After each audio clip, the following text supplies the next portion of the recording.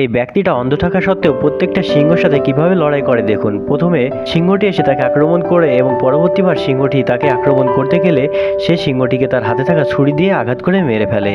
এরপরে রাজার আদেশে আরও দুটি সিংহ ছেড়ে দেওয়া হয় তাকে হত্যা করার জন্য, কিন্তু সে সেখানে থাকা প্রজাদের কাছ থেকে বল্লম কেড়ে নিয়ে দ্বিতীয় সিংহটিকে মেরে ফেলে। কিন্তু ঠিক তখনই সেখানে থাকা আরেকটি সিংহ এসে তার পায়ে কামড় দিয়ে তাকে টানতে টানতে নিয়ে যেতে থাকে, আর তখনই সেখানে থাকা তার বন্ধু তাকে একটি ছুরির নির্দেশ দেয় এবং তার বন্ধু 1 2 এভাবে গুনতে থাকে।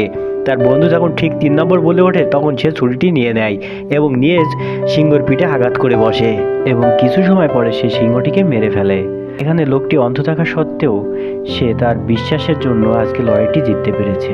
ধন্যবাদ সবাইকে, ভালো থাকবেন, সুস্থ থাকবেন।